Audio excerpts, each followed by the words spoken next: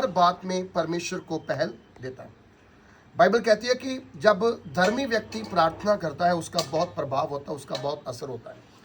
और जब कभी हम परमेश्वर के वचन को ध्यान से पढ़ते हैं तो उत्पत्ति की किताब से लेकर के धर्मियों का नाम आता है और बाइबल की अंतिम किताब तक धर्मी उसमें बने हुए हैं, क्योंकि परमेश्वर खुद एक धर्मी है।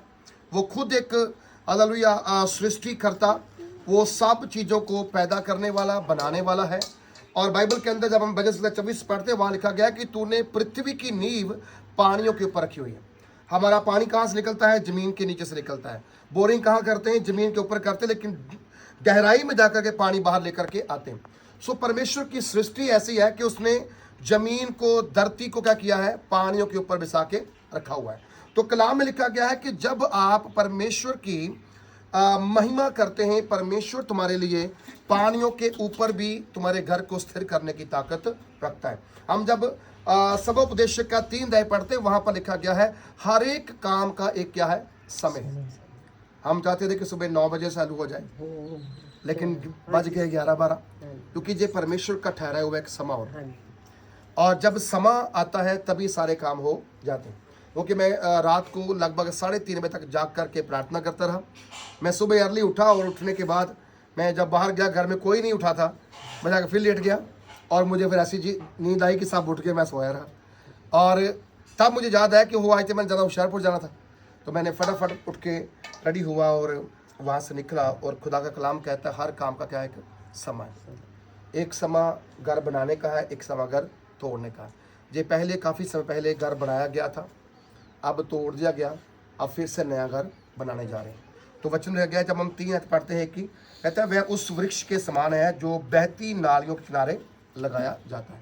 वृक्ष हमेशा वो सूखता नहीं है जो नदी किनारे क्या है? लगाया जाता है। आप नदी किनारे चले जाओ, कभी आपको सूखे रुख नहीं मिलेंगे, हरे भरे मिलेंगे, क्योंकि मालूम नदी का पानी 24 घंटे क्या होता है? बहता रहता है और फ्रेश रहता है। आपके घर के बाहर लगे पेड़ अगर आपने पानी नहीं डाला तो वो सूख सकता है, मुरझा सकता है, लेकिन जो नदी किनारे लगा हुआ वृक्ष है वो कभी सूखता नहीं। वो वृक्ष क्या है? वो वृक्ष वो मनुष्य है, वो व्यक्ति है जो परमेश्वर का आराधना करता है। क्या करता है? मनुष्य का आराधना करता है, उसकी प्रार्थना करता है, उसका डर मानता है, हर बुराई से, हर बुरे काम से, हर एक प्रकार की उन चीज़ों से वो बचता है जो चीज़ें उसकी लाइफ में आना चाहती हैं। तो कहता है कि वह उस वृक्ष के समान है जो बहती नालियों के किनारे लगाया गया है और वह अपनी रुत में फलता है और जिसके पत्ते कभी नहीं मुरझाते। वह व्यक्ति जो परमेश्वर पर विश्वास करता है और उसको हर बात में धन्यवाद करता है और हर काम में उसे आगे रखता है, और वो कभी व्यक्ति के बारे में गया कि वो व्यक्ति ऐसा होगा, उसके पत्ते नहीं सूखेंगे, वो कभी मुरझाएगा नहीं, वो वृक्ष कभी सूखेगा नहीं, क्योंकि उसका ईमान कहाँ है? जिसने उसे लगाया है उसी के ऊपर है।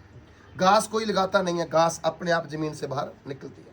पेड़, कई पेड़ ऐसे हैं जो अपने आप उग जाते हैं, लेकिन कुछ पेड़ जो लगाए जाते हैं, जो लगाए जाते हैं हम वो काट देते हैं, लेकिन जो अपने आप उग जाते हैं वो झाड़ियाँ होती हैं, वो कंडियाले होते हैं, हम उन्हें कभी काटने की कोशिश नहीं करते, वो कि काटते तब है जब वो हमारे रास्ते का क्या करते हैं? रोड़ा बन जाते हैं।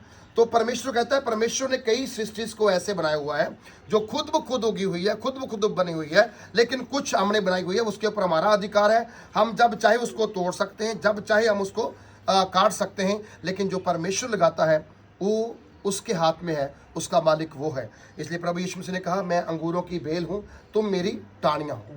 आमीन। और क्या जो टाहनी मुझे बनी रहती है वो फल लाती है। सो ये फल है परमेश्वर का कि हम घर बना रहे हैं।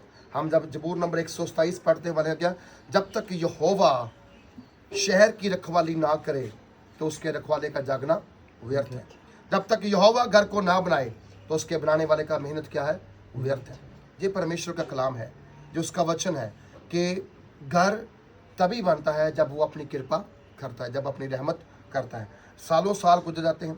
मैं ऐसे लोगों को जानता हूँ जो संगत में आते हैं, जिन्होंने सारी उम्र जिनकी निकल गई है, अभी तक उनके पास एक रूम का अपना घर नहीं है, किराए पे बैठे हुए हैं। और ये नहीं कि वो उनके पास पैसा नहीं है, वो अमीर हैं, बच्चे यूएसए में, बच्चे जहाँ पर सेटल है, डॉक्टर हैं, लेकिन घर नहीं बना पाए, क्योंकि जब तक परमेश्वर ना चाहे बन नहीं सकता है। कलाम में लिखा गया है कि वह किनारे लगाया गया और अपनी रुत से फलता और जिसके पत्ते कभी नहीं मुरझाते, इसलिए जो वह पुरुष करे वह सफल होता है। जो पुरुष वह करे वह होता है सफल होता है। प्रभु ने हमारे काम को सफल किया है, आमेन। और ये काम इसलिए सफल हुआ है क्योंकि हम उसका डर और भय मानते हैं। ये काम को सफलता इसलिए मिली है ताकि हम लोग परमेश्वर की बड़ाई और उसकी महिमा कर पाए। सो प्रभु आपको बहुत आशीष करें। God bless you all. प्रभु का नाम ऊंचा हो जाए। आइए मिल करके प्रार्थना करके इस